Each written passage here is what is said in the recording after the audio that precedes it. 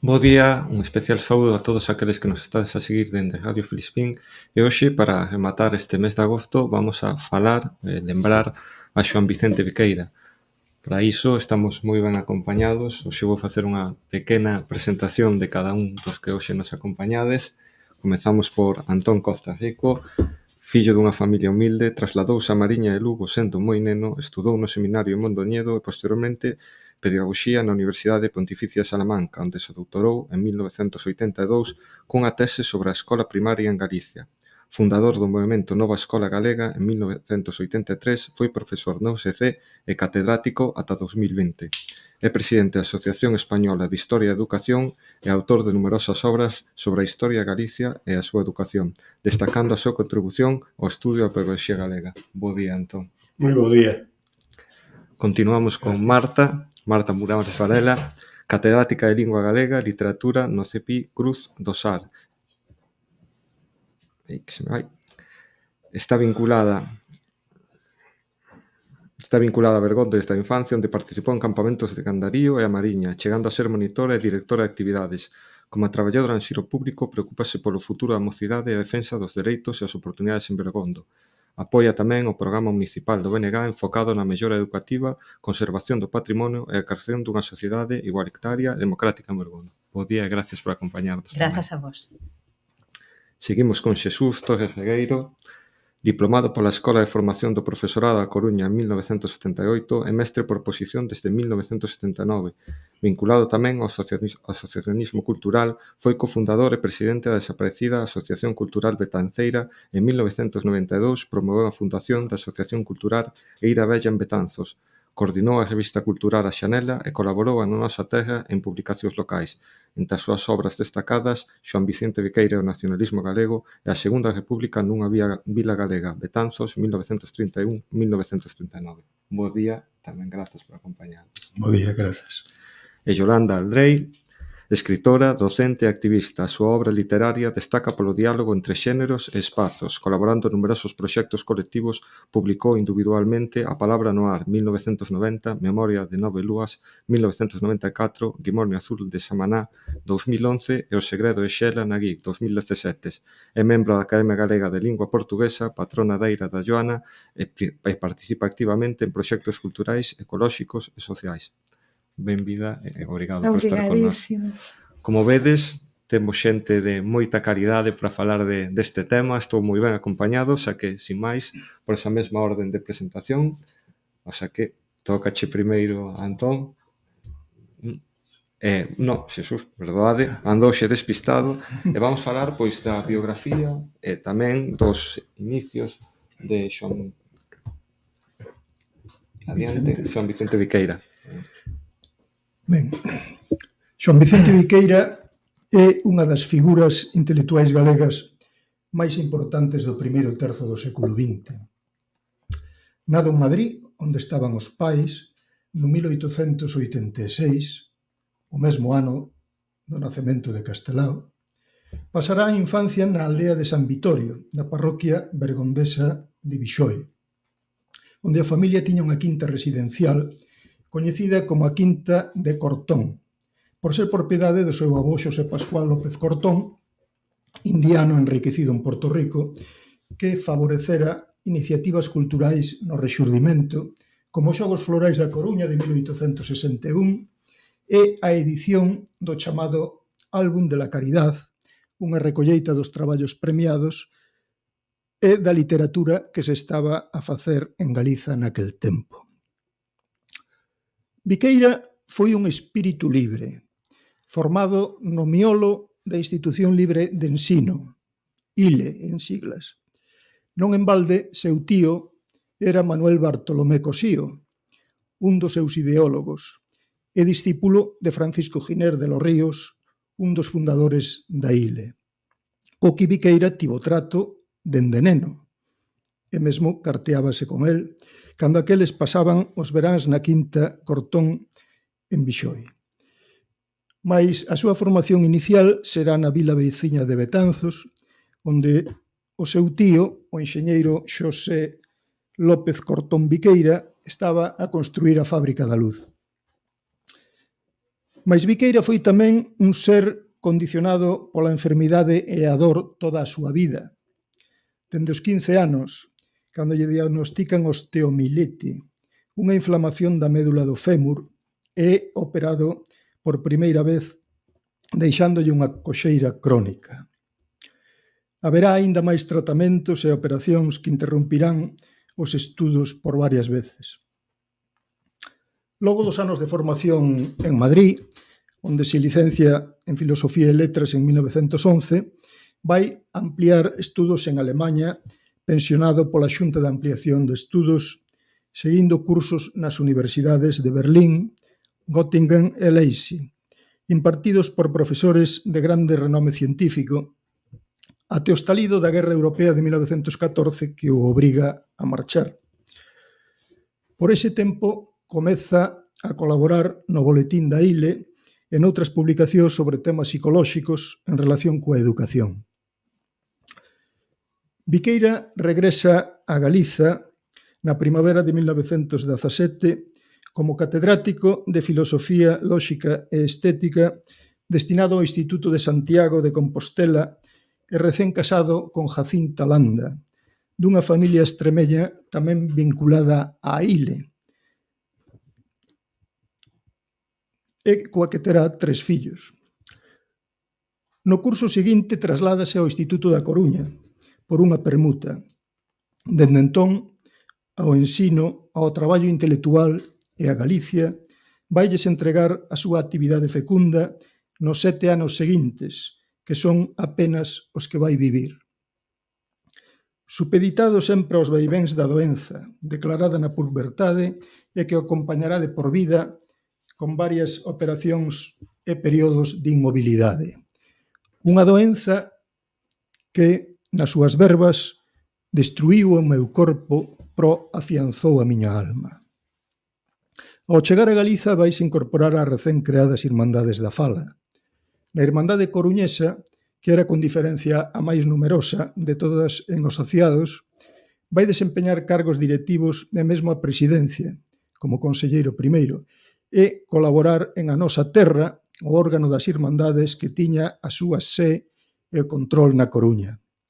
Na publicación irmandiña asina os textos galegos como Xoán Viqueira, con iota inicial e H intercalada, a diferenza dos textos e traducións en español relacionados coa súa especialidade profesional que asinaba como Vicente Viqueira.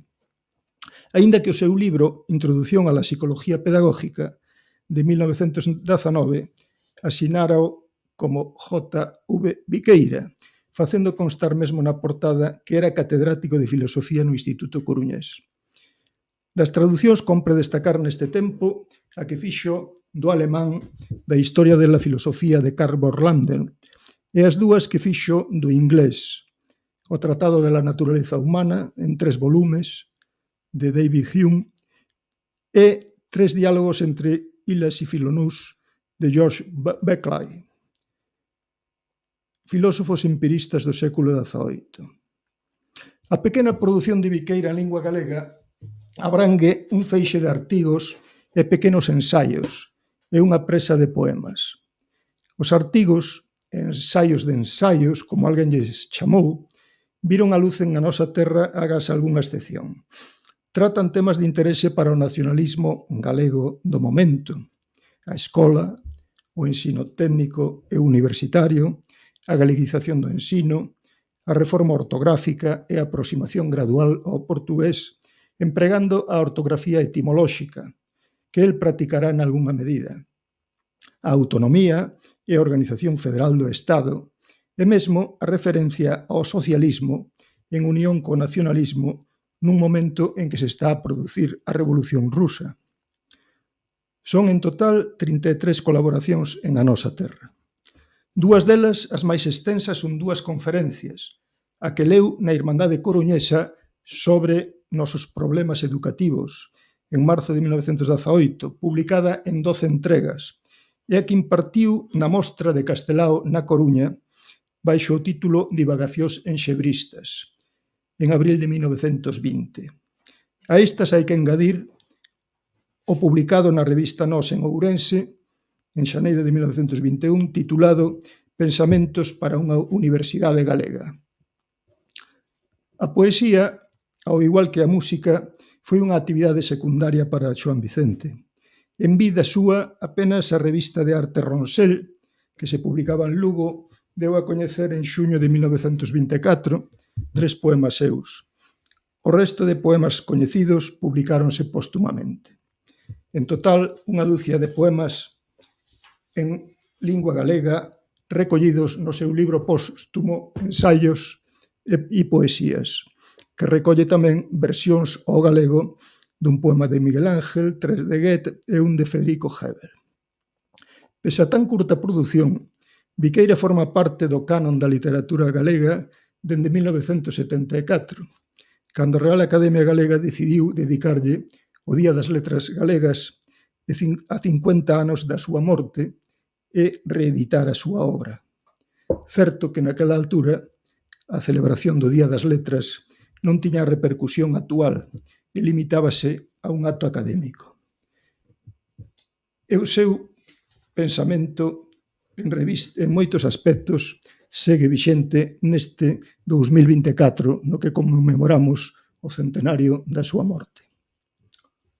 Obrigado, Xesús. A verdad que un resumo perfecto para empezar a coñecer a Xoán Vicente Viqueira. E antes de abrir un pouquiño máis o debate ou a charla acerca deste persoeiro, si che quería facer unha pregunta que me chamou moito a atención a hora de profundar un pouco na súa biografía, que ese papel da enfermidade. Cando un lé, sin embargo, os seus textos, atopa todo o contrario, atopa esperanza polo futuro, atopa ansias de cambio, parece que é un contraste que se dá en moitas outras persoas, resulta interesante. Sí. De feito, el, polo que se contaba na familia, era unha persoa que se padecera tanto dende tan novo que xa non se queixaba, non? Que era unha persona que soportaba o dolor tremendamente. E, sin embargo, el sempre defende a acción, pese a esa ou quizá por esa inmobilidade que tivo que sufrir forzosa durante moito tempo, pois el reivindica a acción, que se hai un ideal, se unha persoa sinte un ideal, pois que ten que traballar por a súa consecución. Antes de empezar a enfocar os temas máis en concreto, si quería preguntarvos, xa que estades aquí, xa se vamos tocar este tema, un pouco que foi o que máis vos atraiu da súa obra, que foi o que máis vos chamou a atención a primeira vez que vos acercachedes aos seus textos. Podemos empezar por Antón. Sí, no meu caso, eu creo que a primeira información que eu recibo de Xoán Vicente Viqueira creo que foi na casa de Ramón Piñeiro, e sendo eu estudante en Salamanca, pero que, en fin, que teño que trasladarme ao outono do 72, o fin, que hai xa máis de 50 anos, non? En que eu era, como outros da miña xeración, pois un estudante inquedo, e un estudante inquedo na cuestión, ademais, política e cultural en relación coa construción nacional de Galicia, podemos decirlo así. Creo que debeu ser na casa de Ramón Piñeiro cando el me entrega un documento que me acompaña esta tarde sobre a vida e o pensamento. Un documento editado a final dos anos 60 nas terras de Bos Aires e todavía, en fin, Veiga do Campo, non aparecía nin o nome de Ramón Piñeiro, o cal quere decir que el mismo tiña que esconderse un pouco para poder falar de quen? De un extraordinario intelectual galego dos anos 10 e dos anos 20, dun extraordinario intelectual galego enchoupado de visións e de ideas progresistas no escenario europeo, influenciado nas ideas filosóficas, psicolóxicas e pedagóxicas, tamén xa polas súas propias vivencias. Como decía Xesús Torres hai un momento, recordando ese fermoso libro que el armou publicou a través do Castro en 1987, non? De que tivo a fortuna de contar con un entorno familiar moi rico humanamente, moi rico en valores, moi rico en valores estéticos tamén, moi rico desde o punto de vista da formación, das lecturas, da estética, que lle permite estudiar en Madrid tamén, estudiar en Madrid, non en calquer sitio, na institución libre de enseñanza, antes de incorporarse á Universidade Central. E, en fin, esa desgracia da osteomelite que o acompaña 23 anos da súa vida, desde os seus 15 anos hasta os 38 en que morre, non?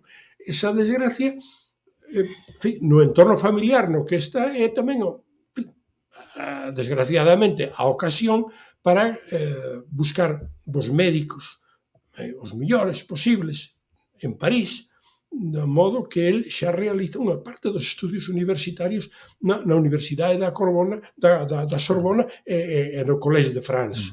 E permitille entrar en contacto como un estudiante que está atento e que é lector a algunhas das figuras máis notables da intelectualidade universitaria francesa neses momentos. E logo, claro, trasladase a Alemania, non? Goza de bolsa da Xunta de Ampliación de Estudios entre 1911 e 1914. Todavía, xa estivera en Inglaterra tamén, volve antes de volver para España, volve e pasa outros meses de novo en Londres, non? Quere dicir que é unha persona que manexa francés, inglés e alemán, no, porque o alemán dedícase o primeiro ano intensamente a estudiarlo e a comprenderlo hasta chegar a escribirlo e a chegar a publicar en fin, un traballo realmente académico e de investigación de psicología experimental ben considerado internacionalmente tamén na lingua alemana, non? A mí me chamou a atención particularmente, claro, unha sendo eu pedagogo, o que el reflexiona, o que el traballa sobre o que debera ser a política educativa, o que debera ser a escola galega, o que debera ser a educación dos cidadáns galegos, homens e mulleres, non? A mí chamame a atención o seu laicismo. Quer dizer que hai un exercicio de racionalidade na súa exposición, nas súas formulacións. A mí me chamou a atención ese europeísmo, non? Querese decir, o mundo noso é moi rico, o mundo noso galego, pero é moi rico e está interpenetrado internacionalmente, non? E el soubo leválo a unha altura extraordinaria neses anos 10 e anos 20, non? E falando tamén desa escola, desa pedagogía que sempre está en riba da mesa, Marta, neste senso, non só che teño que preguntar que foi o que te chamou a atención, senón estás a transmitir tamén esa figura a nenos, a crianzas moi novas. Non sei como é ese aproximamento para poder transmitilo a novas xeracións. A ver, o primeiro contacto foi na carreira, pero é certo que eu aí non lín a súa obra. Pero levo 10 anos traballando no CPI Cruz do Sar, que é o centro escolar que hai en Bergondo. Escoito desde hai tempo a figura de Xoán Vicente Viqueira, a casa Quinta do Cortón, que está soterrado no cemiterio de Ouces. Entón, teño xa en quedanza de empezar a investigar. Non digo que leve 10 anos investigando, pero sí estes últimos, sobre todo de cara a que este ano se cumpre o centenario do seu falecemento.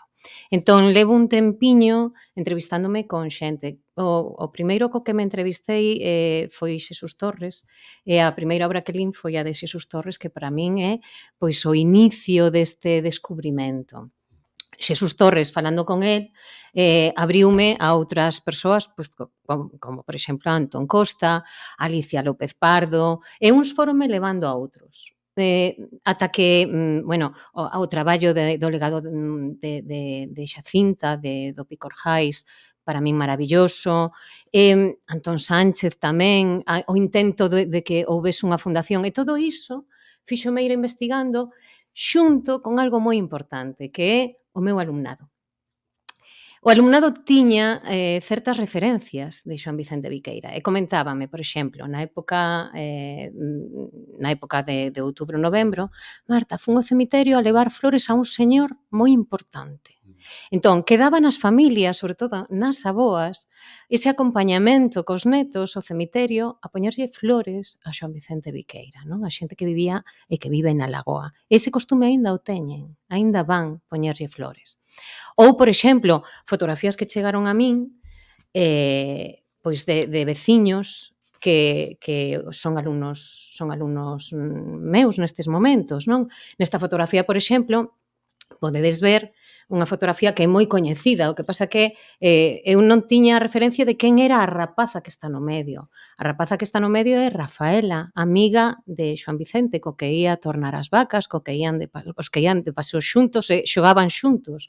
Entón, Rafaela é a nai de Rosario, e a súa vez Rosario é a nai de Mari Carmen, unha fonte de información viva hoxe en día que para min tamén foi especial reunirme con ela. Esta fotografía, por exemplo, eu non atopei en ningún dos libros que busquei ou das imaxes que circulan. Esta é unha fotografía de Xacinta, xa viúva, con Manuel. Manuel é o home que casou con Rafaela, que está nesta fotografía. Entón, todo isto foi un traballo de campo que continuo a facer, un traballo cos veciños, co alumnado. Entón, dixemos, ben, agora é 2024, hai que facer algo no centro. E no centro noso temos alumnado desde primeiro de primaria, 6 anos, ata cuarto de ESO, 16.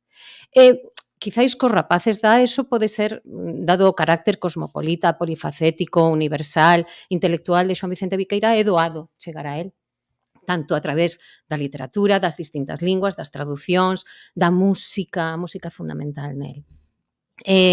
Entón, dixemos, moi ben, en secundaria témolo doado. Eu, como profe de lingua e literatura, o aspecto lingüístico da unión co portugués, teño doado, non pasa nada. Pero e que facemos cos nenos de 6 anos?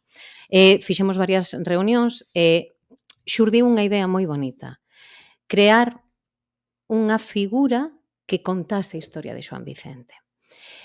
Non atopamos un Xoán Vicente, pero atopamos a posibilidade de, a través de Xacinta, a muller, ou a través de Luisa, unha das fillas, falar aos nenos de 6 anos da historia. E para iso, en principio ia ser Xacinta, pero despois vimos que para os rapaces era máis doado falar de papá e de mamá. Entón, veu Luisa ao cole. E entre o profesorado, fíxose, unha compañera que se chama Ana, fixo un álbum, e nese álbum Luisa vai contando a historia de seu pai. É unha recreación e vai contando a historia que Xesús Torres acaba de contar, pero para nenos de 6 anos. E con todas estas fotografías imitando o aire antigo, chégase ata onde queiramos contar, depende, cada grupo é diferente. Ás veces contamos ata o seu falecemento na Lagoa e o seu enterramento en Ouces, outras veces pasamos tamén a historia de Xacinta e outras veces rematamos coa historia completa de Luisa, que é, como di o seu neto Manuel Rodríguez Viqueira, é unha familia de xente ilustre. Entón, fales de quen fales, un leva a outro. Manuel é fillo De Luisa, o fillo de Luisa. Non sei se o dixen ben. Neto de Xoán Vicente. Neto de Xoán Vicente. É fillo de Luisa. Seguramente me equivoquei ao dicilo. Entón, claro, todo isto é moi interesante e a dramatización para coñecer a idea de Xoán Vicente Viqueira e a súa figura, o seu legado é importantísimo nos nenos máis pequenos. Xunto con iso, creamos unha regueifa que todo o centro canta. Fixemos unha pancarta que se fixo desde os compañeros de primaria e os nenos de primaria, non a puiden traer, evidentemente. Creamos unha feira da ciencia, porque Xoán Vicente tamén ten un aspecto científico moi importante. Creamos a Feira da Ciencia Xoán Vicente Viqueira, onde unha das actividades era unha xincana para que todo o alumnado do centro pasase por esa xincana e coñecese a través dun xogo todo o seu legado, toda a súa figura. Non rematamos, porque 2024 non rematou. E de aquí a decembro temos outras actividades que non vou desvelar, porque senón perderíamos a maxia. Un legado vivo. Vivo, sí. E quizáis un tema, non sei se dicir polémico, pero que si ainda xera debate a día de hoxe, esa visión do galego, esa visión da lingua, e aquí, Yolanda, eu, cando estaba, digamos, profundizando nestes textos, a min gostábame o que estaba vendo, non sei se esta é unha das partes que a ti che fixo especialmente acercarte a Xoán Vicente Viqueira. Pois eu estou aquí encantada escoitándovos e síntome un pouco intrusa, se mo permitides, porque decía ya antes a Antón que para nada Viqueira é a miña especialidade.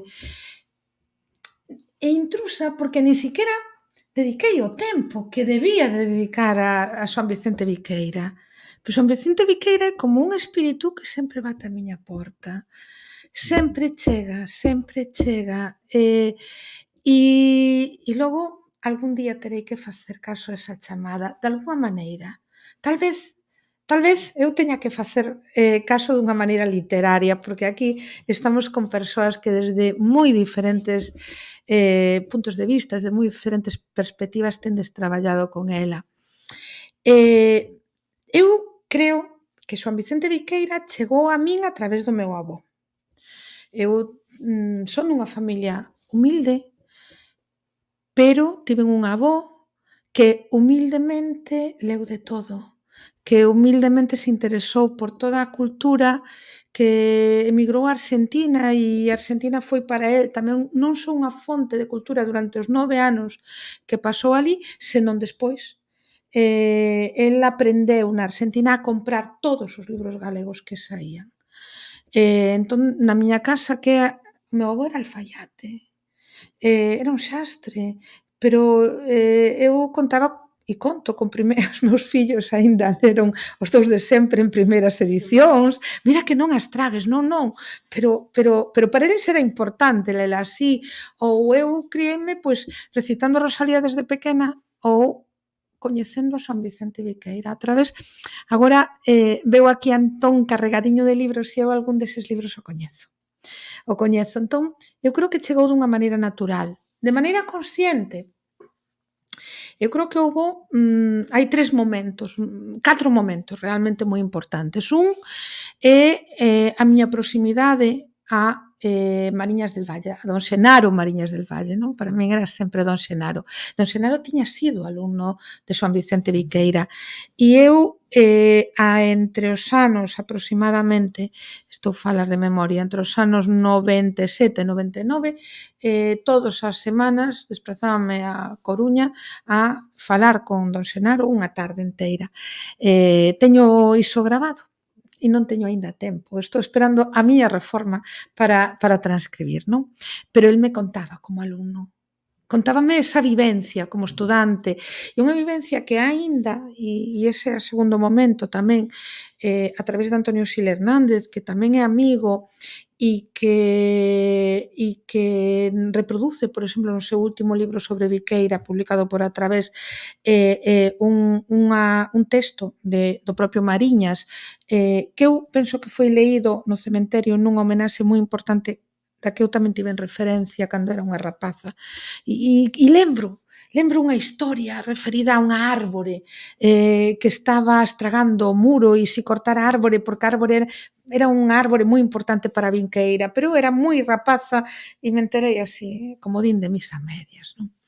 Pero Mariñas contaba, viña yo contando Antón, e o conta aí nese texto, pero a mí me contaba daquela maneira vívida, non? Como os teus nenos e as túas nenas están a recibir aquilo, como as nenas adoraban a Viqueira e os nenos tamén o adoraban, pero normalmente para facer mal, porque consideraban que a súa dialéctica, que a súa bondade natural e o respeto polas crianzas, que é algo moi importante, respetar as persoas, aínda sendo novas, pois era unha deixadez. E entón, pois parece que nas súas aulas abusaban bastante os nenos, menos don Xenaro, que estaba admirado no equipo das nenas, na equipa das nenas que iban a buscar a mala de don Xenaro.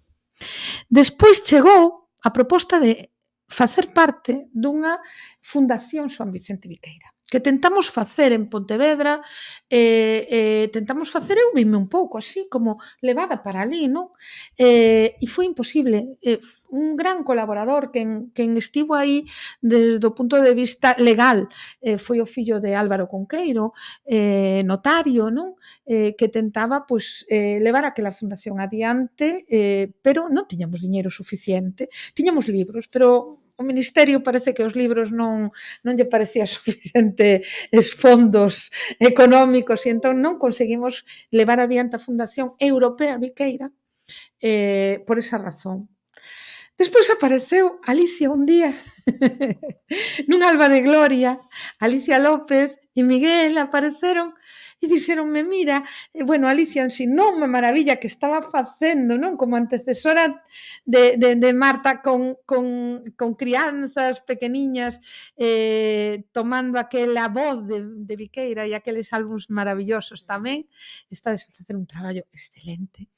E dixo, mira, que está aquí Xacinto, o seu fillo, e viñemos a velo, o meu fillo e eu, lembraste? Viñemos e estivemos ali co seu piano, estivemos falando, aínda me lembro que debía de ter 91 ou 92 anos Xacinto e Ani, e Xacinto ainda nos puxo agua da fonte para que o neno botase agua, non? Meteu unha mangueira, ainda se agachou a abrir, unha maravilla.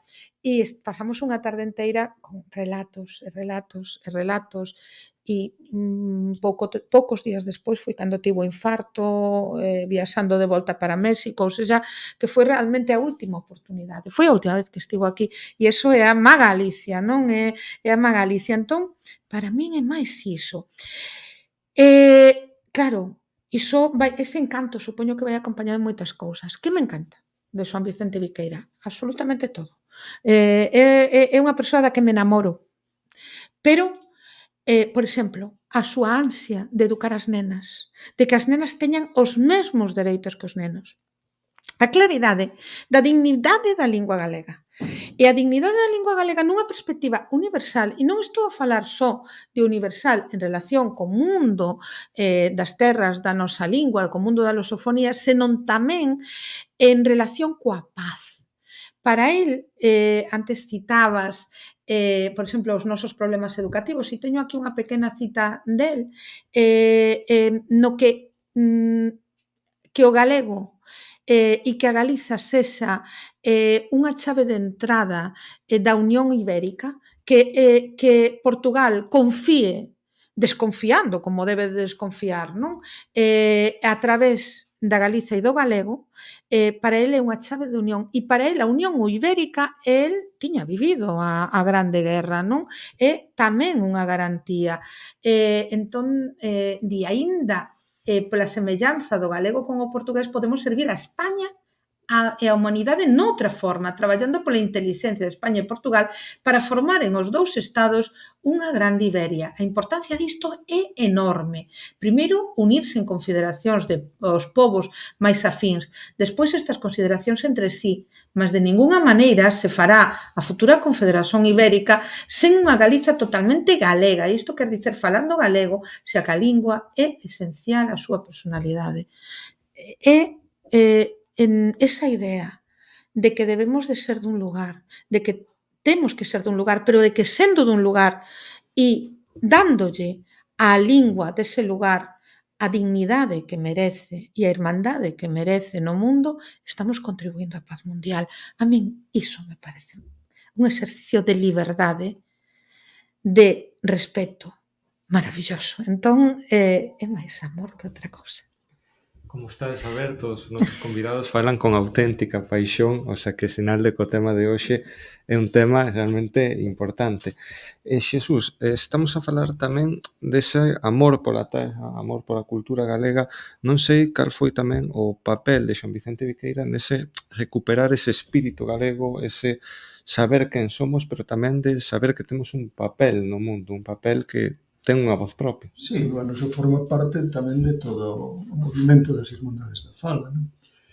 É dicir, que era compartido cos, polo menos cos máis destacados dirixentes das Irmandades, non? Sí, ao fío do que acabades de decir, Xesús e Yolanda, non?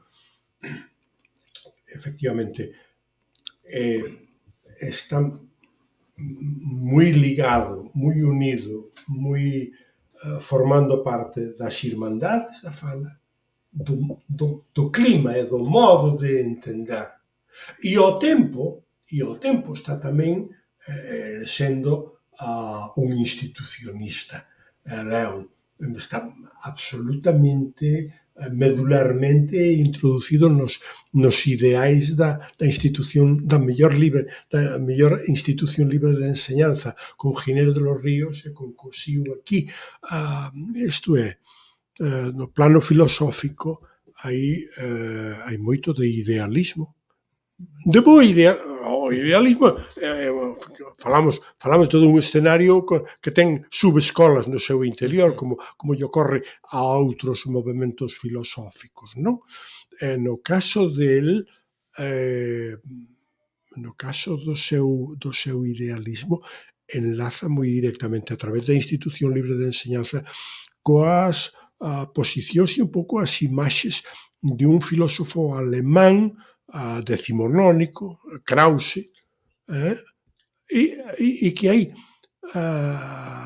decía Yolanda, falaba de Galicia e a paz, efectivamente, e fala de que debemos construir unha armonía universal que non é agachar os conflictos, non, é resolver conflictos por vía pacífica en aras dunha humanidade superior. Unha humanidade superior que é unha humanidade e é, no caso de Viqueira, é tamén unha ecoloxía, é tamén unha terra, é unha terra de irmandade, non? E nese sentido, nunca saberemos probablemente ese lema co que nace o Partido Galeguista, non? Que define a Galicia como célula de universalidade. Canto ten que ver isto, por exemplo, con Viqueira? Pois probablemente, isto ten moito que ver. Canto inspirou Viqueira? Pois hasta podería ser porque os textos de Viqueira, que son esos textos, número notable de textos que están sobre todo na nosa terra, non? Que son breves, pero como diría don Ricardo Carballo Calero, era dunha prosa limpa e moi ben construída, e que chaman a inteligencia, chaman as emocións e chaman ao corazón, dicir, conxuntamente, non? E iso está moi presente en Viqueira. Hai outra cousa máis, se me permitides decir, e é, a miña Galicia non é a donte, ben dicir, a miña Galicia é que vai ser, é a de mañá. É dicir, hai, nese sentido que decía Suso antes, que pide pola acción para incorporar os mozos e as mozas, é dicir, a xente nova a esa construcción feliz dun territorio comunitario, non? Con moito futuro por diante. Con moito futuro. Aí notase ben que hai algunha íntima un pouco descoloque, decalaxe, dirían os franceses, pero non é exactamente ruptura, non? Decalaxe un pouco co grupo Nós de Ourense, non? E máis apegado aos elementos tradicionais, trasladalos para hoxe. Non, Viqueira valora, naturalmente, os elementos tradicionais, pero hai que reconstruílos, hai que recreálos e hai que incorporar outros novos, non? Iso está moi presente en todo. E, claro, na súa obra académica e intelectual tamén. Logo, gustaríame decir algo máis sobre isto. Non, de feito, ia preguntarche porque el mesmo reflexiona sobre esa idea de ese idealismo no que parece que el se ata un pouco a unha visión no que ten que aterrar, digamos, que ten que influir tamén na sociedade na que ele está vivindo, ten que influir nesa Galiza que é un corpo vivo, digamos. E o seu enfoque pedagóxico, o papel da escola, non sei se consideras que é precisamente esa forma de conectar a idea tamén con un pobo vivo, con un pobo que ten que seguir adiante. Non sei como verías ese... Moi brevemente, sí, claro, estou plenamente de acordo co que acabas de sinalar, e aí máis que recrearme un pouco nas súas palabras, sin máis, e mirando para ese momento, diría, decir, Viqueira sigue sendo un facho de luz para hoxe e para mañán, é dicir, que nos sigue apelando e invitando a que temos que construir, a que temos que deseñar, a que temos que imaginar, con, en fin, con racionalidade, pero tamén con un sentimento de utopía, non? É dicir, para mañá, para nós e para os outros e para a humanidade. Eso está presente, sí. Aquí vamos facer un pouco un xogo ao revés. En vez de falar primeiro da súa produción, de todo ese traballo, ese corpo teórico, vou preguntar primeiro como ese corpo teórico se adaptou a día de hoxe a esas escolas, a esas crianzas, se realmente en que acertou, en que non foi quen de adiviñar o que hoxe día iba a pedir o presente, como é traballar con ese legado co corpo vivo de Galiza que son as nosas crianzas. A ver, desde o punto de vista lingüístico é fundamental, non? O seu pensamento, a súa defensa do uso da lingua dentro da escola, a súa defensa da nosa identidade a través do uso da lingua e logo o uso da lingua a través da súa ortografía, da nosa ortografía ligada ao portugués. Iso é a base total. Aí Yolanda seguramente teña moita idea tamén. A min sorpréndeme, por exemplo, o feito de que Viqueira estexa tan escurecido e que non chegue, porque eu penso que igual que nos entusiasma, nos entusiasmaría a todos os estudantes e as estudantes e a todas as estudantes que non teñen a oportunidade que teñen os do vosa escola, non? Os do voso CPI que realmente teñen un proxecto. E penso que en gran medida se debe a esa opción gráfica. Penso que non se pode esconder, porque é un traballo ben feito. É un traballo práctico. El non só dá estas ideas xerais, non? Ou, digamos, políticas, senón que di como facelo na escola. El fala das dúas vías na literatura, da vía máis popular e da vía máis culta. Xustifica de maneira pormenorizada por que utilizar, por exemplo, aquilo que parece que a escolla pedagóxica non aconsella, que o uso de xes e xotas cando na maior parte do territorio galego iso desde o punto de vista fónico non ten unha lóxica en relación coa diferenciación entre sordas e sonoras, non? Pero el xustifica por qué e que aquelo que parece máis difícil non é máis difícil, sino que novamente o leva á universalidade, non? É tamén un camiño para aprender outras linguas e, ademais, é unha maneira de dignificar a lingua. E eu penso que esa que é unha das grandes tarefas que fixo Viqueira e que só eu tamén creo, claro, non sabemos como serían aquelas conversas, como serían esas influencias, pero eu creo que influiu en grande medida a Irmandade da Fala da Coruña, as Irmandades da Fala e a Asamblea de Lugo, por exemplo, non? Aquelas ideas fundamentais, exactamente. Eu creo que aí hai moito de Viqueira, é demasiado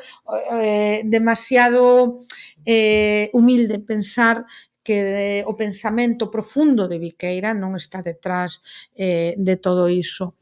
E que temos unha persoa que non ten nada que envexar a outras da súa época, en todos os sentidos, tamén no literario.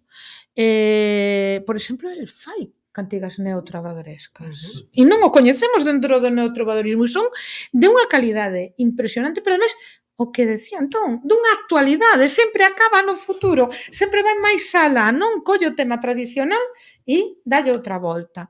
E non o coñecemos. E eu creo que iso é por unha parte unha dificultade e como todas as dificultades e como tan ben nos ensinou el coa súa doenza, é unha oportunidade. non? É a grande oportunidade de liberar, e neste centenario creo que o que estades a facer en Rosín Rosal, o que estades a facer aquí e todos os proxectos, non? Que hai para este centenario, pois que son unha oportunidade xa coa Lei Paz Andrade en vigor, xa con moitos rapaces e raparigas a estudar portugués, xa con outra perspectiva, parece que xa se romperon cousas, de liberar ese pensamento como un vento, non? Como un vento florido e nesa dimensión de universalidade, de célula de universalidade, de paz, de que non perdemos nada, de que unha ortografía é unha maquillaxe, pero unha maquillaxe que nos coloca pois que ao mellor non temos só unha alma, tamén temos un corpo. E creo que Viqueiro é futuro. Sigue sendo futuro nese sentido. Eu querería facer mención a algo importante nel que é a dimensión poética e musical, non separalas tamén, non? Temos o canto de Berce, por exemplo. O canto de Berce é un canto que el creou para cando naceu o seu fillo. Este canto, el musicouno, el tocaba o piano e o violín, entón temos a melodía. Pero que ademais témolo cantado por Xacinta, porque se conserva a melodía cantada. É moi doado daquela unir a letra, é dicir, o poema, a música e escoitar a súa muller cantando. Iso é unha riqueza que non temos noutros autores e non é coñecido tampouco ese aspecto. Non. Eu imagínome, non tiven ocasión de entrar na casa, pero imagínome nesa habitación, nese cuarto, con ese piano, Xoan Vicente e Xacinta tamén tocaba o piano, os dous tocando, cantando xuntos. Eu fagome aí unha historia, unha aventura na miña cabeza e querería ser desa época para poder vivir o que nesa casa se facía literariamente. Nos escoitamos a Xacinto tocando ese piano. Pois... E o que decía da cantiga ten todo ese sentido. O neotrovadorismo en Viqueira é un neotrovadorismo completo, porque el tamén ten a música, claro que sí. Falo de memoria, pero ese Sí. poema do neotrovadorista, Sí, o poemeto da varios. vida, non? Sí, pero ten Pero eu varios. creo que o escribiu no 19, falo de memoria, Sí, no 19. pero que non se coñeceu ata o ano 30.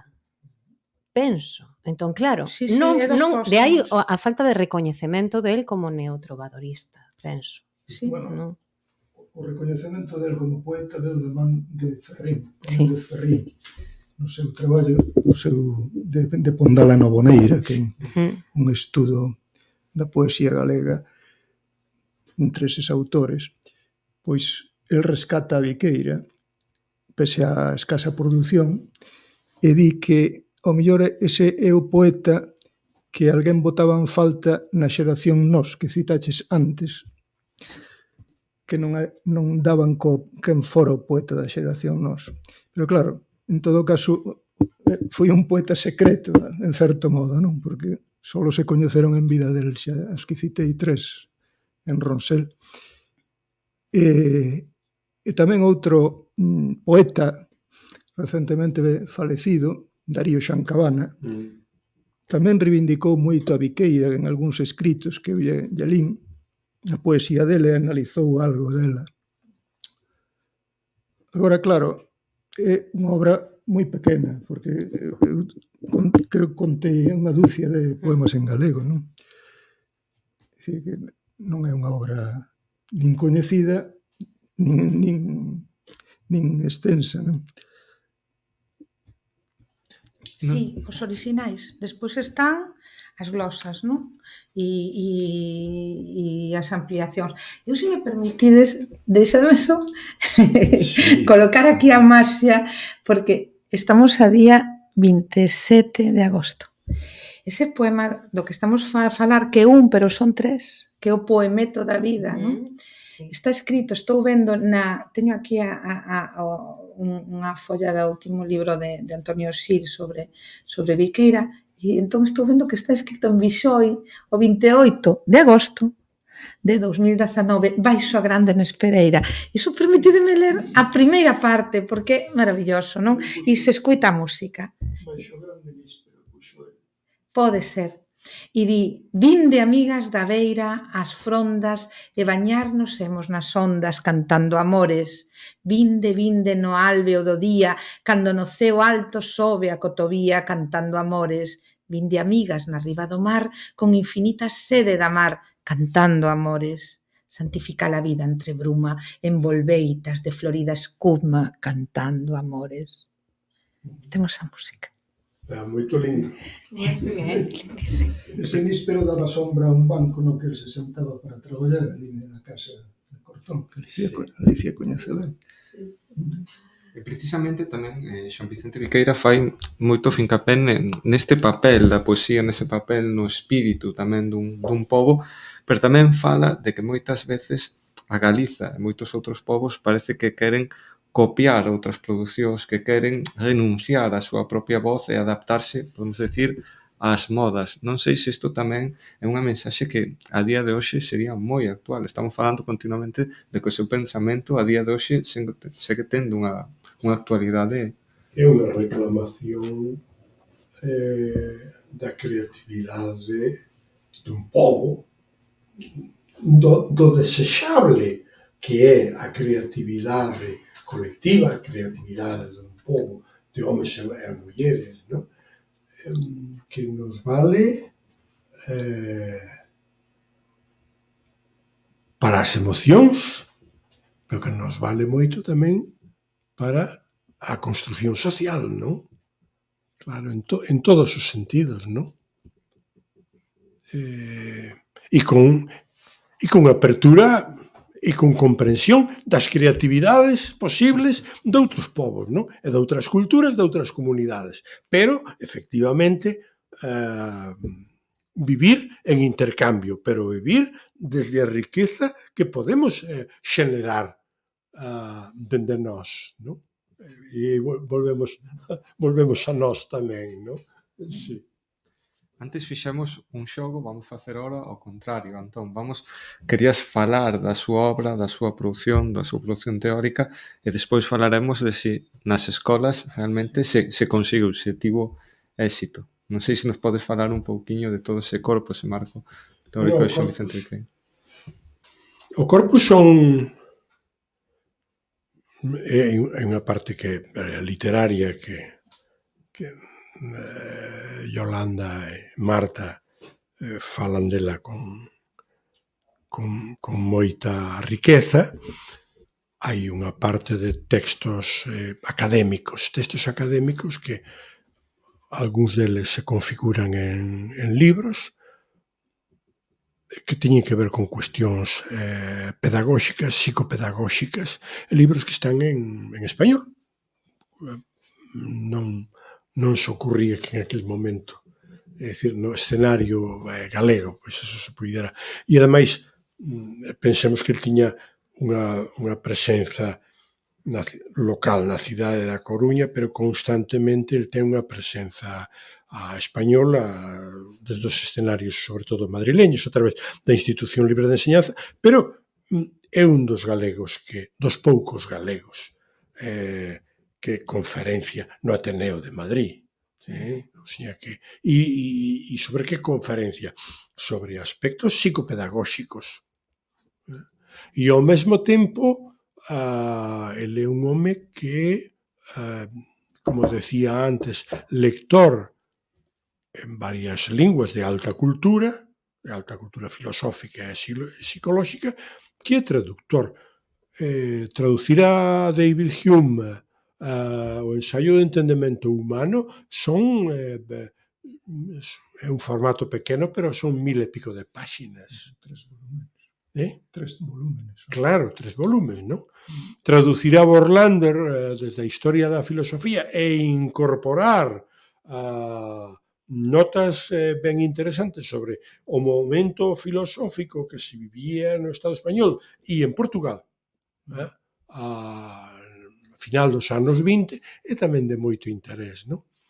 Claro, trasladar iso e trasladar sobre todo o debate das cuestións pedagóxicas e filosóficas a día de hoxe é máis complicado. Máis complicado porque nos teríamos que tropezar coa revisión que el fai con outros, non é un autor único, pero da tradicional metafísica para unha nova metafísica, para enfrentarse ao materialismo e para dicir o que ten correcto e o que ten de incorrecto, para enfrentarse ao que a importancia do positivismo científico e encontrar as limitacións que ten o positivismo, para enfrentarse ao evolucionismo ligado ao materialismo e encontrar tamén as limitacións. E aí, claro, hai que contar coa influencia que recibe, como antes decía Xesús, por exemplo, dun filósofo creador do vitalismo, que entre final do XIX e comenzos do XX ten unha importancia extraordinaria, que é Henri Bergson. Claro, entón, trasladar un pouco esos elementos de debate, de influencia a día de hoxe é máis complicado, por eso, en fin, un pouco probablemente todos temos unha certa tendencia a escapar de algo que é como moi académico e como moi complexo, pero viñamos na viaxe de Santiago de Compostela para aquí con Yolanda, e decía Yolanda, claro, na súa poesía o que se está escoitando é decía ela, o fluir e as ideas filosóficas están aí tamén presentes, co que está incorporando elementos de modernidade na propia construcción estética, na propia construcción literaria, non? Vou vos facer unhas últimas preguntas, van ser dúas que vou abrir a todos, aos 4. Aviso tamén para que estades ao outro lado podades ir apuntando as vosas preguntas para que teñades tempo, tamén seguro que aquí vamos ter máis dun comentario. O primeiro que vos preguntaría a cada un de vos estivemos falando de Xoán Vicente Viqueira, lembrando a súa obra, lembrando toda a súa produción, pero ao principio de todo preguntaba por que foi o que vos fixo centrarvos na súa obra, pero agora pregunto que considerades que segue vivo, que é o que máis notades a día de hoxe que inflúe nos vosos traballos, no voso día a día, na vosa forma de ver o mundo tamén, ou de facer a vosa obra teórica. Non sei quen é o valente que quere comenzar. A Valente. A Valente. Xa sinalan pa miña banda esquerda daquela. Xoán Vicente leva conmigo presente todos os días desde hai tempo, porque para min é motivo de investigación, pero é que é unha paixón. Entón teño o desexo, pero tamén teño a obriga de transmitilo. Entón divulgar a súa figura para min nestes momentos é, digamos, central a nivel profesional, pero tamén a nivel persoal. Disfruto, non, con toda a lectura, as vosas creacións, as vosas investigacións, pero disfruto tamén, pois, eso, co legado dos seus fillos e da súa muller. Entón, para min é vital nestes momentos da miña vida. Eu penso que os filólogos pásanos, non? Que nos imos centrando en distintas figuras ao longo da nosa carreira, do noso percorrido, e eu nestes momentos son Xoán Vicente Viqueira e a súa familia. E por seguir por esta banda? Sí, eu alégrome, Marta, de que teñas dito iso, porque para min é algo moi vivencial. É alguén con quen diálogo a través do tempo, do espazo, no silencio. E eu non me teño ocupado apenas da investigación sobre Viqueira, cando menos de forma directa. O mellor encontro lugares comuns. E é alguén que me admira. É como alguén que está aí esperando a ser presentado en público, non? Pero que, mentras tanto, vai comigo en privado.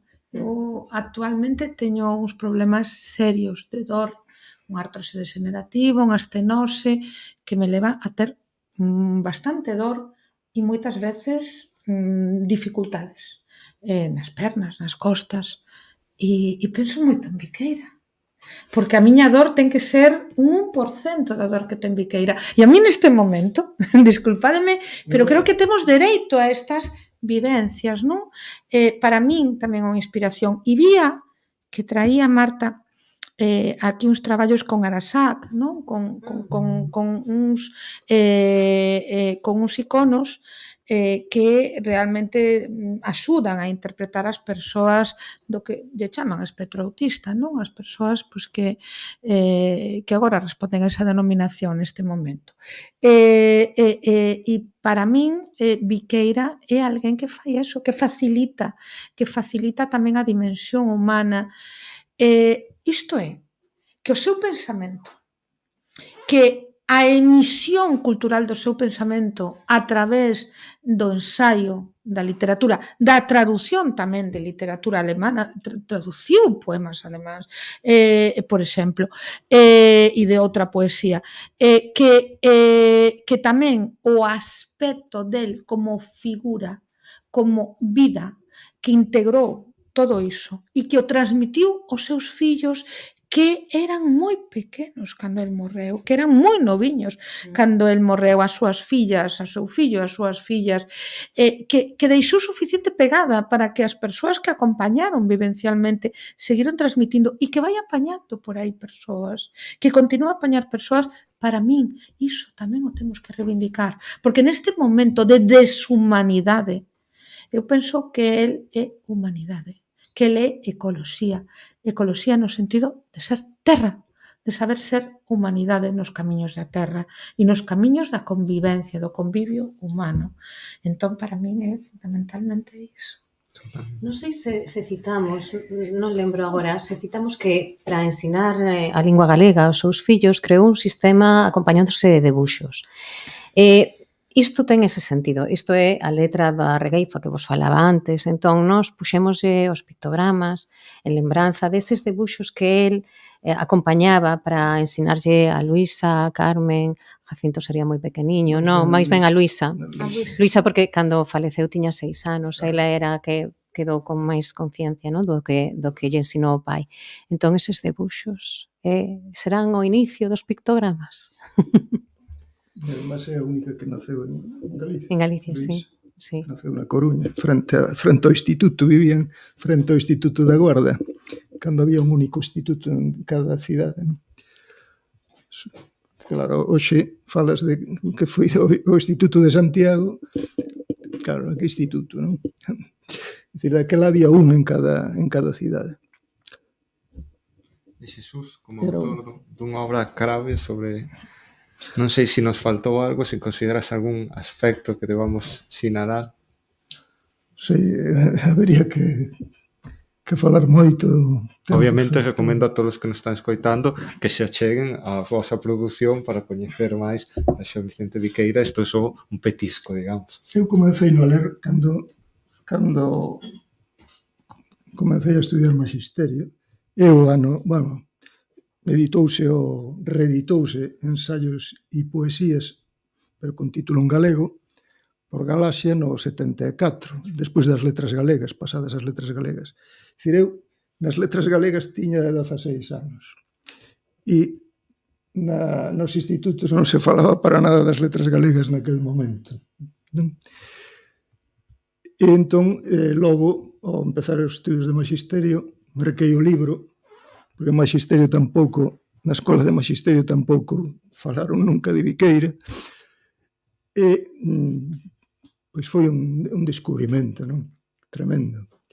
Eu coñecía Viqueira xa de un pouco antes porque lera no programa de festas de Betanzos, colaborar non sei como foi aquelo, Alonso Montero con un breve artigo titulado Perto de Betanzos, a liberdade. E aí fala de Giner de los Ríos e Cosío en San Fis de Bixoi e do sobrinho de Cosío, Xoán Vicente Viqueira. Entonces, todo eso naquel momento foi un descubrimento, eso da liberdade, non? Que che falan no ano 74 con Franco ainda vivo, non?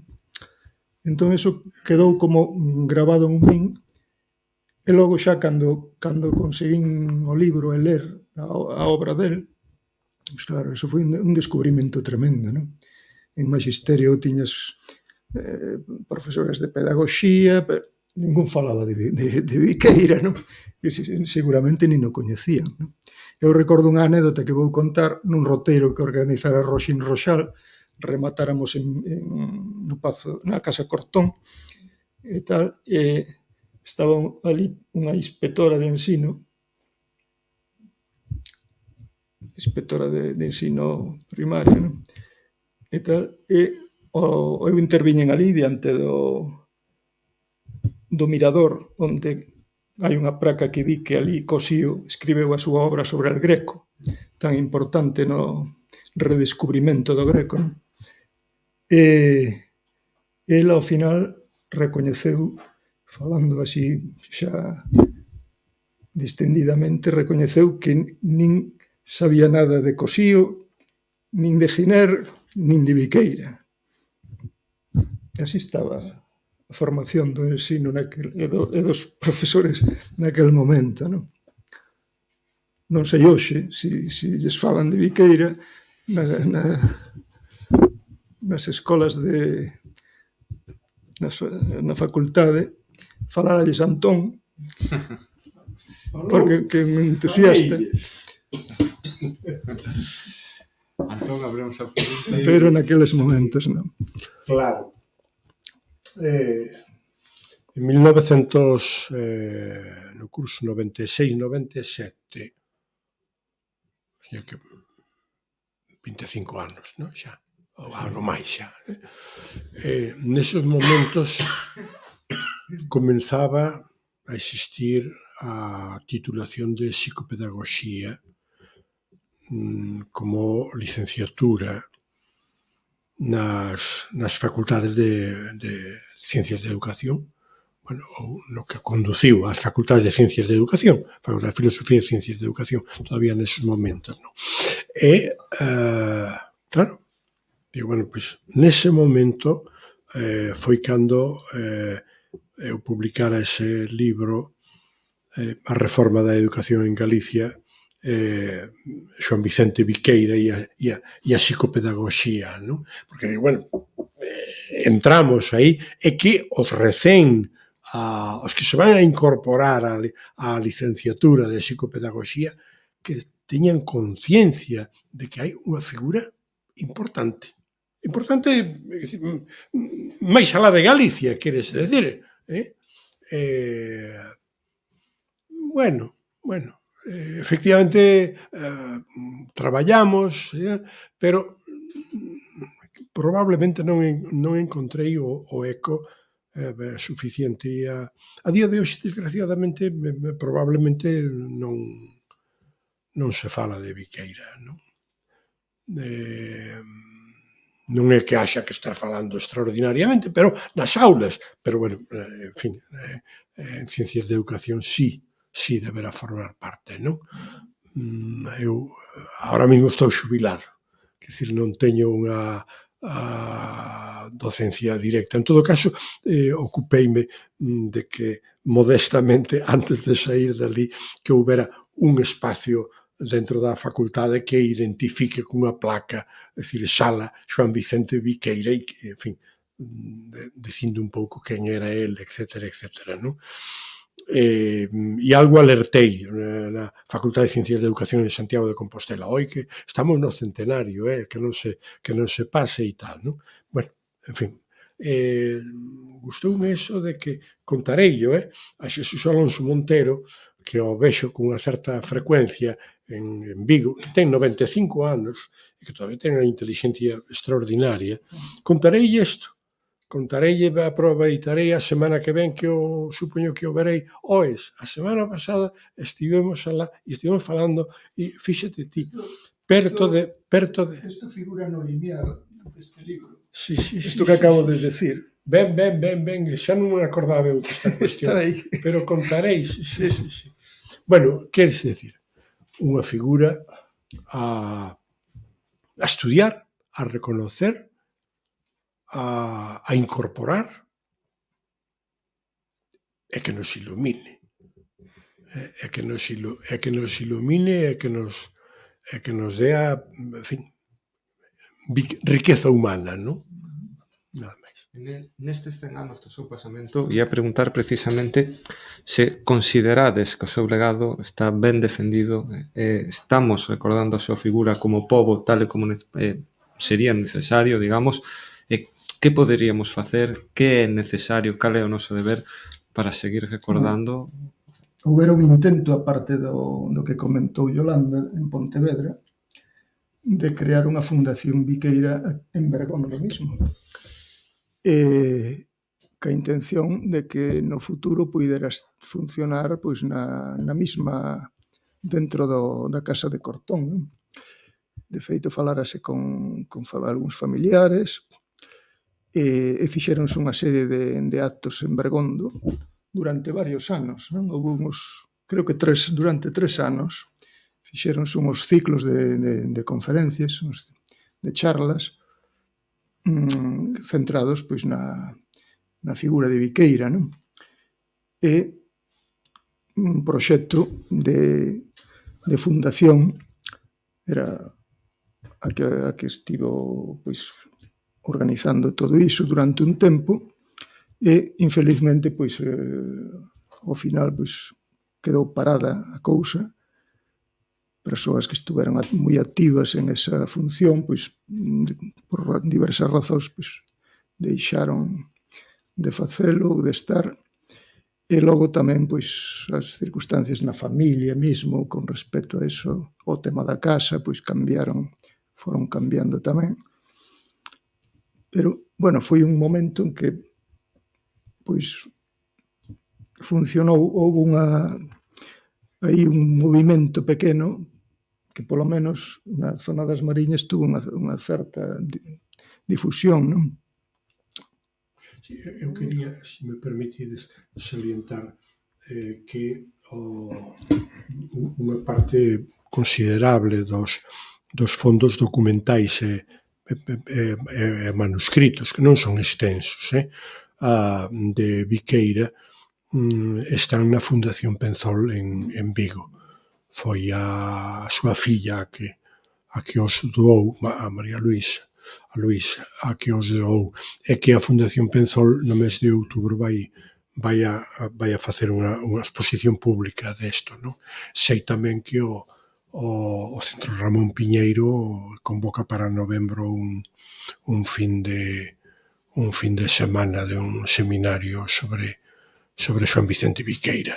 Pero, ahora cando ti preguntabas que habería que facer,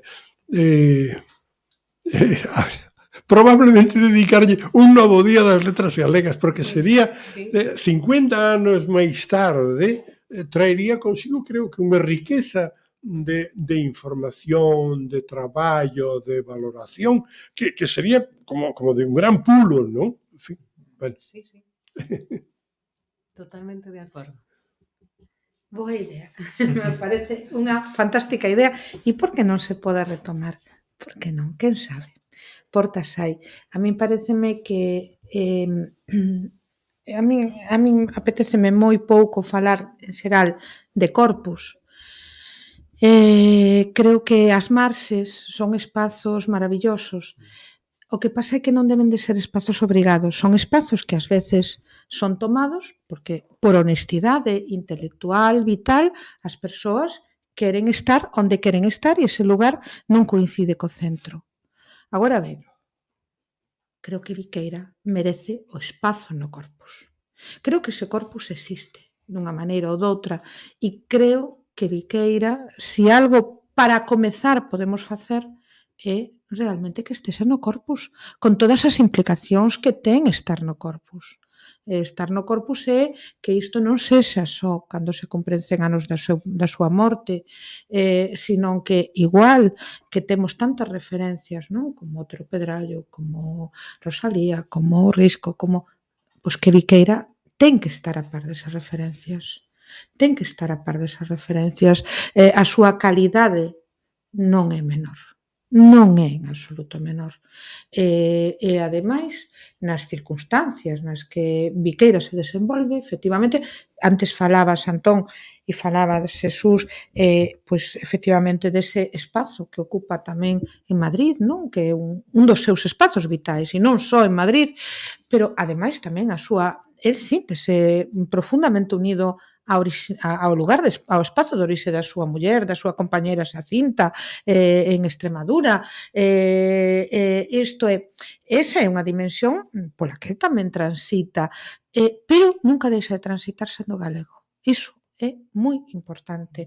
E tamén é moi importante que non só é un galego que se sitúe no ceo da intelectualidade, non, é un galego que presume de xogar cos seus veciños. Esas fotografías que nos ensinaba Marta atestiguan. É un galego que bebe o leite das vacas. É un galego que en todo momento tamén ten moito que ver co que é a economía, maneira de estar no eco, na terra, no mundo, das súas humanidades máis próximas, non? Que os nenos da aldea, na súa infancia, entraban ali. Sí. A nai abriu as portas a todos. Iso contaron veciños maiores, xa cando que eu conocín, que xa falen desaparecidos, hai anos, e iban xogar ali, xogaban cos nenos da casa, de outros, do tío Pepe, que tamén vivía ali, o enxeñeiro Xosé López Cortón Viqueira. En fin, que a nai quixo que a casa estuvera aberta á aldea e que os seus fillos se criaran en comunicación cos outros nenos dali. Eu penso que a consideración que se lle dá, que se lle estivo dando ata agora é inxusta, que falta unha xustiza con Xoán Vicente Viqueira, non? Que se tentou por varias veces xa centrar nese corpus, pero que non se sabe por que motivos aínda non chegou o seu momento. Até o momento da morte tamén tivo problemas para ser aceptado, non, nun cemiterio. Entón falta iso, a consideración, que sexa aceptado e que sexa renomeado, e a fundación está aí, a posibilidade dunha fundación. Aínda hai tempo, estamos no centenario do falecemento, cando se non? Se non é agora? Eu, dende logo, lembro eso que falaba Yolanda, de que como unha figura que segue chamando a porta. Eu vexo como seguides traballando cas crianzas a través da súa figura, facendo máis vivo que nunca o seu legado. Escoito como falades con esa paixón, e quizáis tamén me pregunto eso de que pode que sexa esa Galiza que segue sen crer nas súas figuras, no seu pensamento, a que está en débeda, a que ten que dar ese paso adiante, non só con Xoán Vicente Viqueira, sino con tantas outras voces que son nosas, que estiveron no mundo, que tiveron algo que decir sendo galegos, e que nos corresponde a nós defendelos, volvelos a traer á actualidade, porque ninguén o vai facer realmente por nós. Non sei se temos algunha pregunta tanto entre o público como a través da canle de YouTube. Non, pregunta non temos. Temos un comentario. Perdón. Temos un comentario de un amigo que é Santi Quiroga, que boa tarde, vémolos agora na pantalla, boa tarde a todas as persoas asistentes, e remata cun Viva Viqueira. Gracias. Santi Quiroga, unha aperta moi forte de todos os que estamos aquí. Igualmente, sí. Non temos máis preguntas. Pois agradecervos non sei se entre o público queredes apuntar algo. Bueno, eu dicirvos que... Espera un momentiño, Alicia, vas ter que coller este micrófono, vale? Vas ter que achegarte aquí, eso non se vai. Aquí estaré. E dicirvos que estou encantada, maravillada, e, bueno, outra vez é un acto máxico de Viqueira, porque é todo maxia o que se move en torno a ele e a súa familia, a pesar de esos impedimentos que toda a historia lle puxo e todas as circunstancias, non? O sea, por riba deso, volve Viqueira, 100 anos despois, e seguirá voando e además iluminándonos, como decía Antón.